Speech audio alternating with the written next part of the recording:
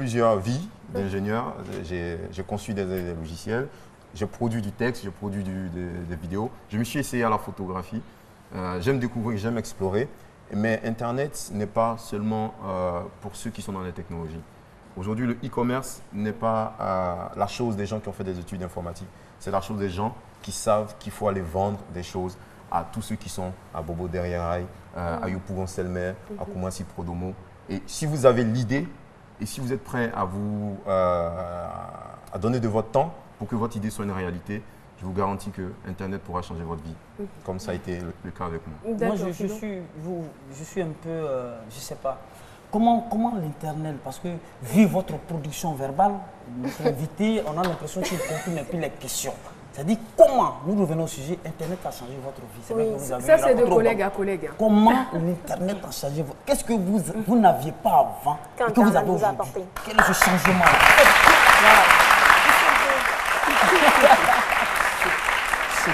Apparemment, le public est d'accord avec moi. Oui, bien sûr. Je crois qu'il a dit quand même à l'entame de l'émission. Ouais. Hein. Ce que je n'avais pas avant, bien entendu, c'est l'emploi que j'ai aujourd'hui. Et cet emploi est basé sur Internet. On peut le connaître?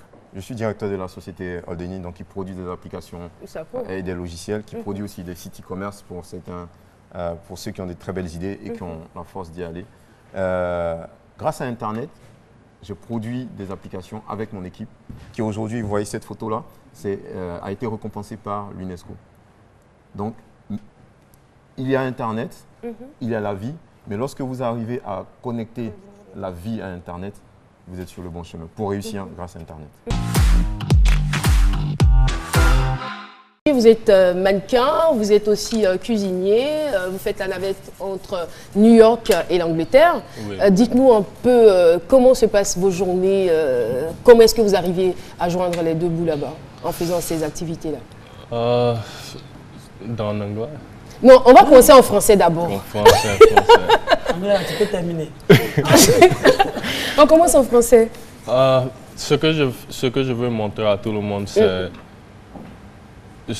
si je peux travailler dans la cuisine et puis après ça, je peux courir pour faire manucure.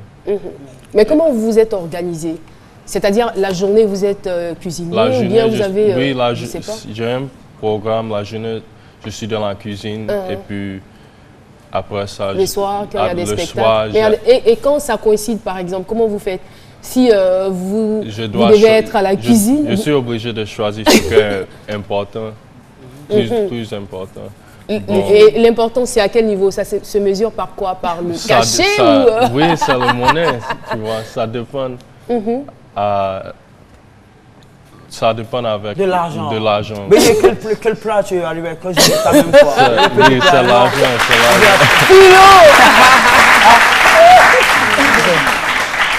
c'est l'argent. D'accord. Et aujourd'hui, quel est le message que tu veux véritablement donner à la jeunesse? C'est vrai, tu nous as dit on peut faire plusieurs choses en même temps. C'est quoi? Le message que je veux dire à tout le monde, c'est qu'il ne faut pas concentrer sur un truc. Il ne faut pas se limiter à une seule activité. Il ne faut pas te limiter, tu vois. Merci tu peux faire plusieurs de choses. Et puis, tu vois, on dit the sky's the limit. What? The sky's the limit. Yeah. The sky's the limit. Yeah, limit you know. Yeah. Philo, ça veut dire quoi? Il veut dire tout simplement le sky's the limit, il dit que le temps, ça fait beaucoup de choses, ça manque beaucoup d'argent. Oui, c'est ça, tu vois. The sky's the limit. Tu peux faire tout ce que tu veux faire. Tout ce que tu veux, voilà. Personne ne peut t'arrêter, tu vois. Jessica, pourquoi tu ris? Pourquoi tu as cette tête là? C'est l'anglais de Philo qui a traumatisé à ce point ou... Non, c'est mieux, moi, c'est cool. À tous les membres fondateurs de la conscience à travers le monde entier, Bernard Kouakou, Patrice Yao. Ayo, ayole.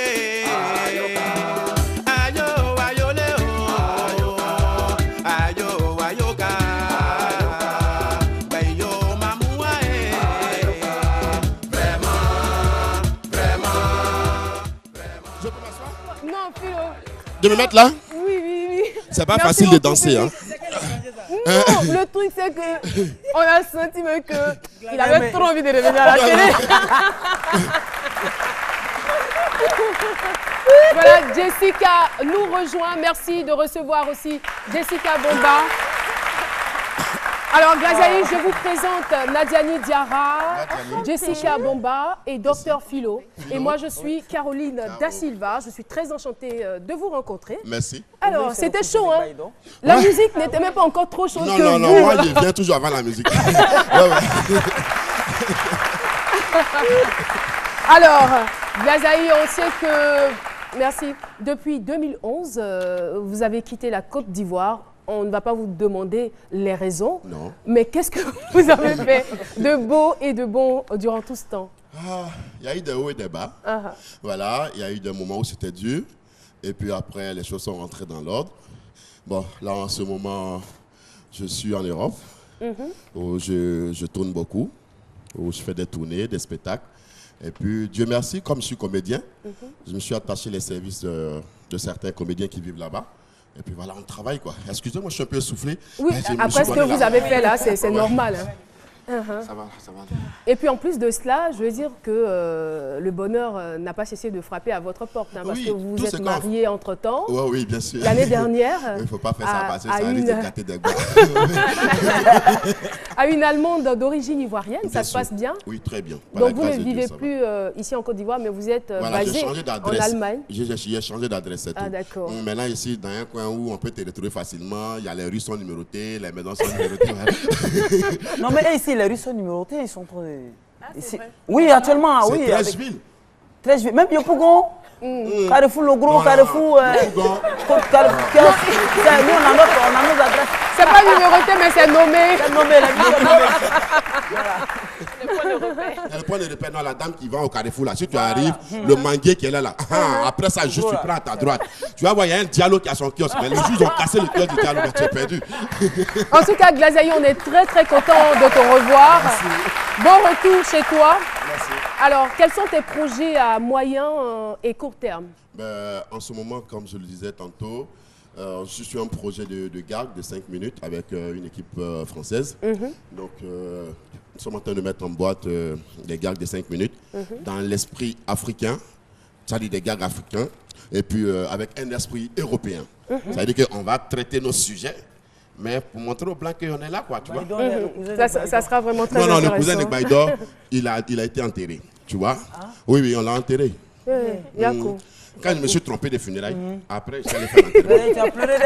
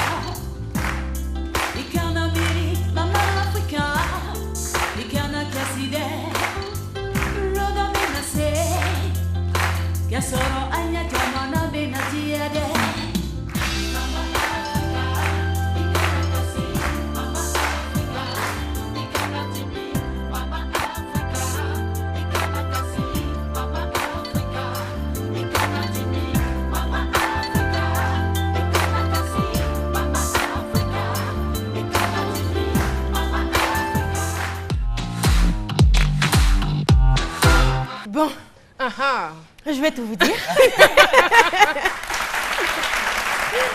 Depuis un certain moment, sur les réseaux sociaux circule l'information selon laquelle le père d'Afou Keïta serait décédé. Oh là là. Alors, info ou intox, on ne le sait pas encore. Mais si c'est une info, on souhaite nos sincères condoléances à Afou Keïta. Maintenant, si c'est intox, on va essayer de revérifier et de vous ramener l'information sur la semaine prochaine. Mais si c'est une information qui est vérifiée, on va dire Yako. Non, on ne dit pas Yako. On dit Allah Hina Lala Di Yoronya.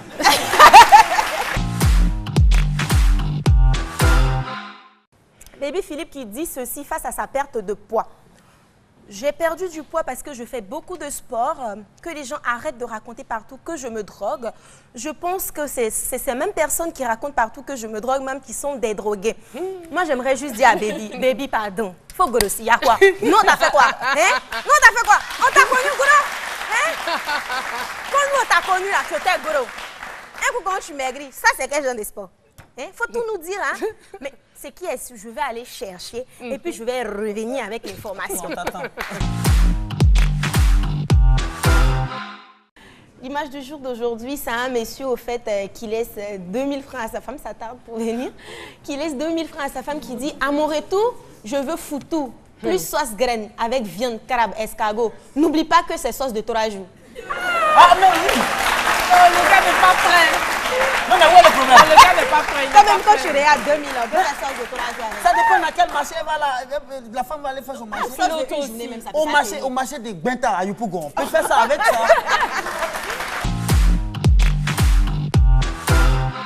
Un peu la phase pratique. Imaginez sur l'instant quelqu'un qui se noie net. Quand vous plongez derrière la personne.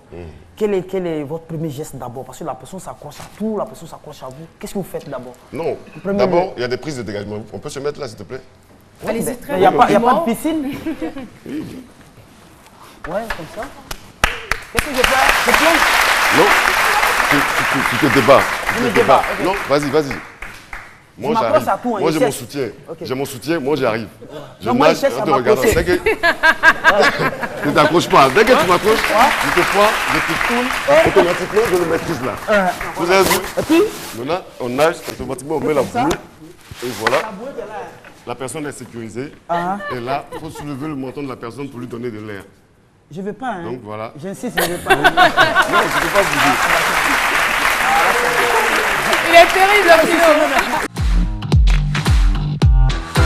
Alors, c'est un produit qui est totalement écolo, tout simplement parce qu'il n'est pas néfaste pour l'environnement et encore moins pour la santé de l'homme. Donc, il a plusieurs utilisations. Franchement, si on commence, on ne va pas terminer. Donc, du coup, on va faire 2 volets. Aujourd'hui, on va s'intéresser... Merci de nous inviter, ça. Alors, aujourd'hui, on va s'intéresser au bicarbonate de sodium dans la cuisine. Il y a plusieurs utilisations. Donc, la première, Nessie nous l'a appris, les fruits sont très importants. Et surtout, les peaux des fruits. On a tendance... pour des questions d'hygiène, enlever les peaux, alors que c'est la partie même essentielle du fruit. Donc comment manger un fruit avec la peau sans se soucier de toutes ces questions d'hygiène? Il faut tout simplement faire une petite pâte avec le bicarbonate de soude.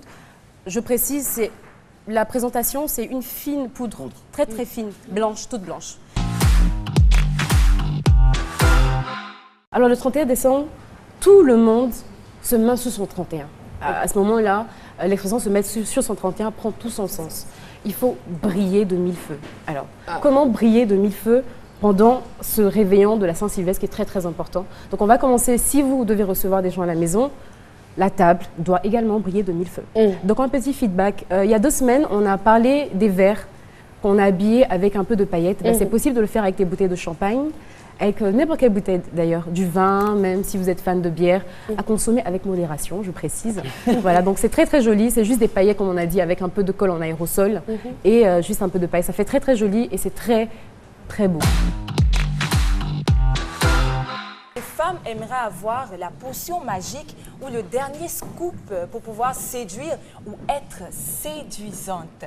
Alors, nous avons cherché comme d'habitude pour vous et nous avons trouvé, voilà, je veux dire, une lingerie, voilà, une lingerie fine qui, lorsque elle est en contact avec les courbes corporelles, vous assure une séduction garantie.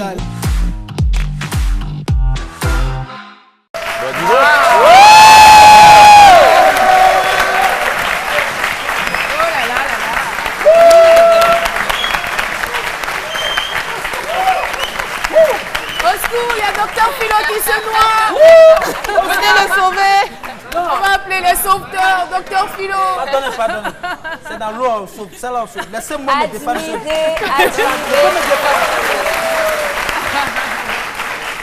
Admirez ces magnifiques lingeries, voilà, faites à la main par la demoiselle. Et...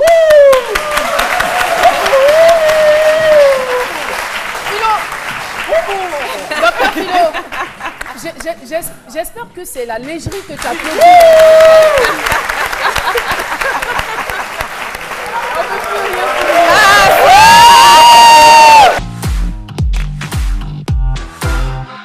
Quelle est la relation que vous tissez avec votre guitare? Je suis en français ivoirien, on dira. Il y a quoi entre vous deux? C'est un secret qui est entre nous deux, c'est l'amour de la musique, c'est tout simplement, voilà. Je suis bassiste, au départ j'étais percussionniste et je me mets à la basse et c'est une question de... On a envie de progresser et quand c'est comme ça, il faut travailler. La transition s'est faite comment? Mais avec le groupe Oya, en fait, quand je rentre dans le groupe Oya, c'est là que je découvre les instruments, guitare, basse et tout ça. Et donc, de manière naturelle, ça se fait parce que c'est rythmique et harmonique, je pense. Et voilà, c'est à travers le groupe Oya que je découvre pour la première fois un instrument de musique. Parce que je suis née à Divo, au village, on n'a pas la possibilité d'avoir tout ça. Et donc, j'ai eu cet amour de la basse. Et, mais le monde de la musique ne vous était pas étranger, hein, parce que déjà à l'âge de 12 ans... 9 ans, je commençais à jouer au tambour-parleur. Donc voilà, donc c'était pas... C'est venu comment? C'est quand même rare de voir un don, ça arrive, chacun de nous a un don. Il y a une histoire particulière, parce que j'ai vu quelque part que vous avez joué une pièce qui s'appelait La sorcière. Oui, mais vous savez, quand on ne sait pas un peu, comme une petite fille qui démarre, qui commence à jouer au tambour, on ne comprend pas, on commence à dire que c'est une petite sorcière et tout ça, parce qu'on ne connaît pas l'histoire. C'est tout simplement, on peut expliquer ça, c'est tout simplement un don et voilà. Je suis un transfuse du village Kiyi. Donc par essence, c'est un groupe à vocation pluridisciplinaire. D'accord. Donc j'ai fait 8 ans là-bas. Donc ce qui m'a permis effectivement d'approfondir toutes ces branches de on va dire c'est l'art en mouvement. Hein. Voilà. Alors, mais vous, je veux dire, vous sortez du village Kiyi, vous décidez de vous perfectionner dans plusieurs domaines en même temps. Mais qu'est-ce qui fait votre particularité? Donc ma particularité, je vais dire que c'est l'ensemble de toutes ces choses, parce que dans mon travail, tout ça s'exprime. Donc le danseur, le comédien, le chanteur, l'acrobate, tout ça a un lien pour moi, parce que c'est le mouvement.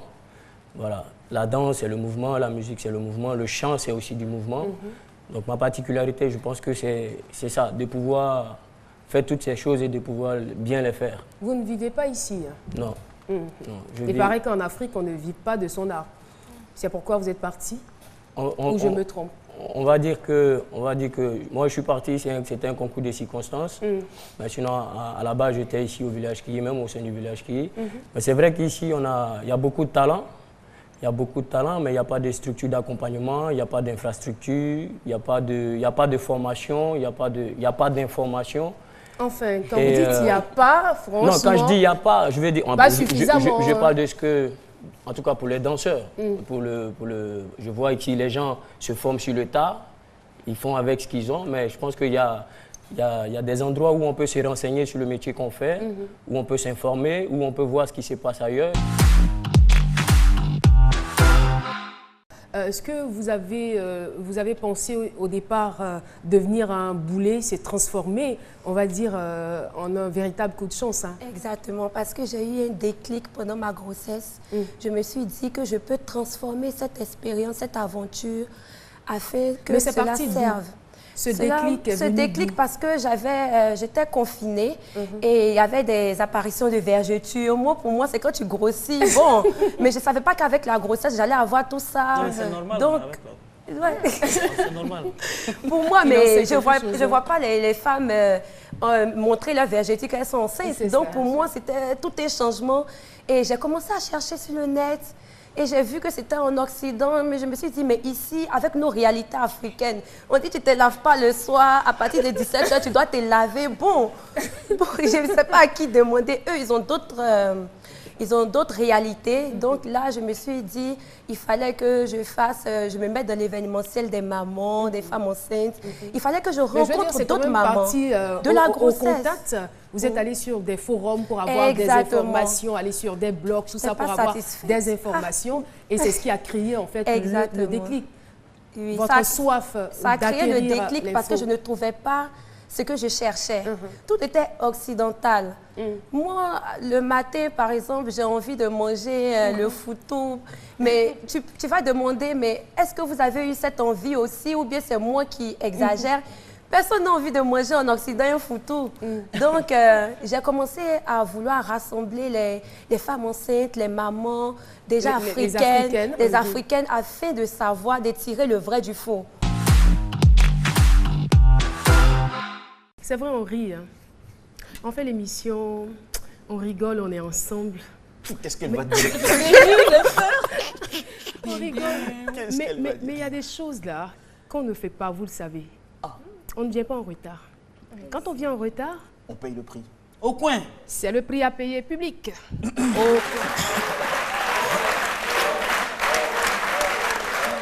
Nadiani, Diarra et Lynn Jabert sont à l'honneur. Ouh là là, ça doit être sexy.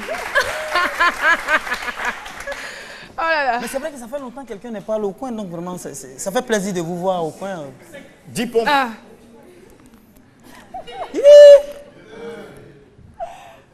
Ça descend pas, là, ça descend pas. Il faut descendre jusqu'au... 4. Reprenez, 5, reprenez. Reprenez là.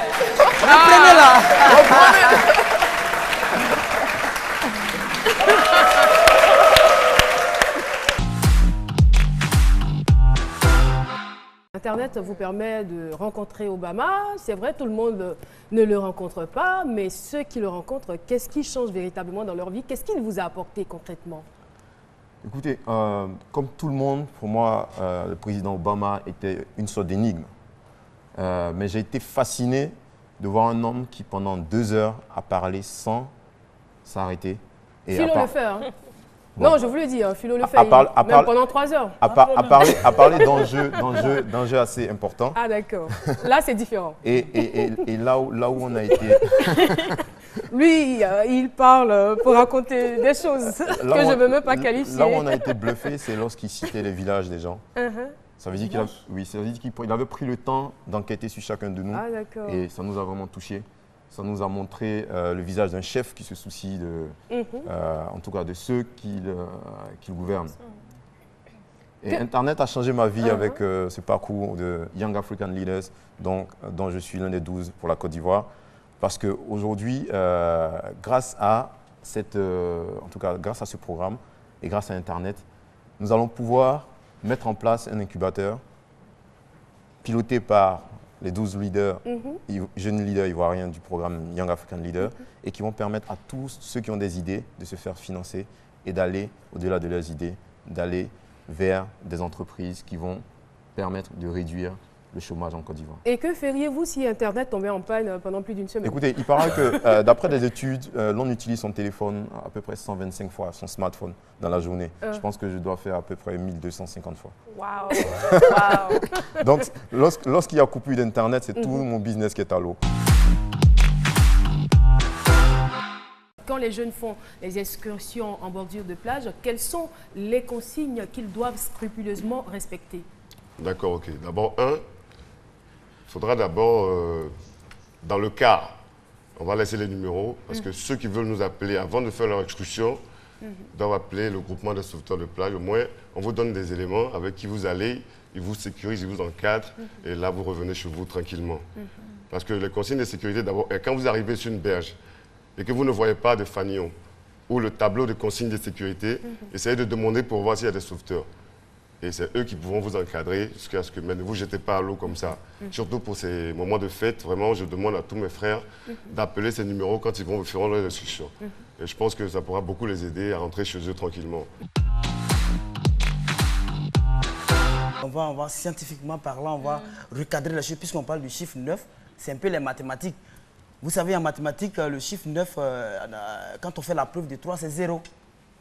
Voilà. Donc les scientifiques vont dire que si la personne est poursuivie par le chiffre 9, c'est qu'il n'y a rien, c'est nul. Rien ne poursuit la personne. Ah, d'accord.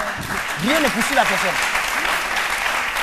À partir de ce moment-là, les littéraires vont récupérer le sujet pour dire que c'est de la superstition. Puisque rien ne poursuit la personne.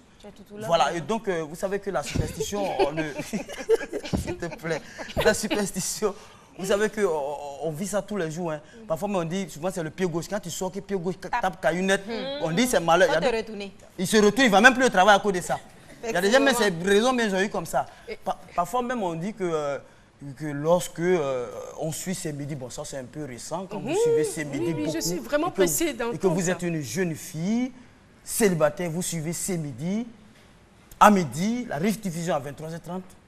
La semaine qui suit, il y a un mari qui se présente à vous. Philo.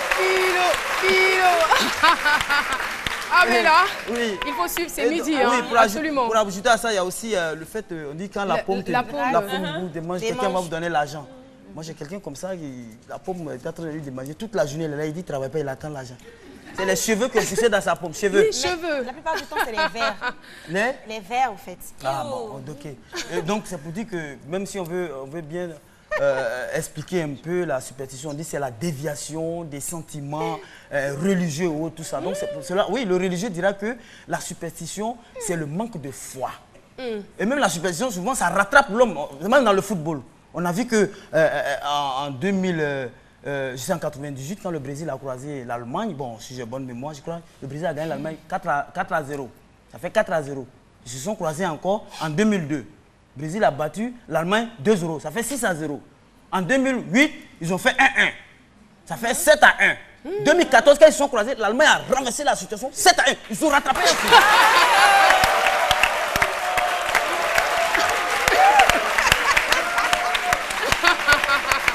Non. Public, c'est vrai qu'on est tenu par le temps, hein. Mais on va se lever pour faire un standing ovation. Moi, je le respecte. Je le respecte, cet homme.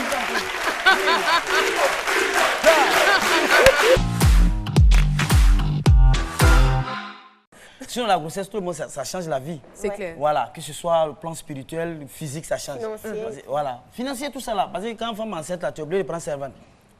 Elle ne peut plus rien faire dans la maison. Pour essayer maison là même, là, tu es obligé de prendre une petite fille, tu vas la payer, donc financier. Puis elle peut manger tout à n'importe quelle heure, à n'importe quel moment. C'est vrai. Le placali à 3 h du matin. Le placali à 3 h du matin. Et puis bien pimenté. Parce qu'elles aiment piment. Voilà, et donc tout change. Tout change. Le physique, le ventre, tout ça, les déformations, tout ça là, ça change. Mais femme enceinte est très nerveuse. Ah ouais, tout change dans la maison. C'est pourquoi il y a certaines personnes là, quand la femme enceinte, il faut aller accoucher chez tes parents. Là aussi, il y a changement de vie. Tu es obligé de changer de cas de vie. Tu dois aller accoucher chez tes parents. Femme enceinte dans la maison, c'est le problème qu'elle est dans la maison. Elle va bavader ou bavader n'importe quelle heure. Toi, si tu sors, tu rentres tard, tu as eu problème avec elle, franchement. Mais tu penses qu'elles sont toutes comme ça?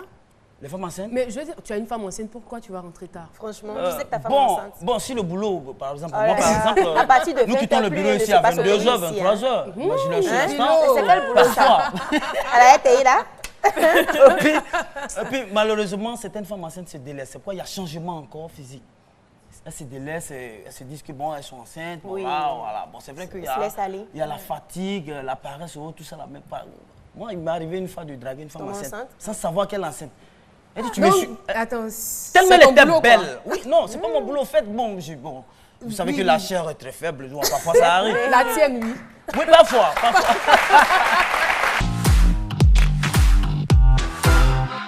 Suivez RTI 1, c'est la chaîne qui rassemble. On se retrouve demain à 12h pour le même rendez-vous. Au revoir.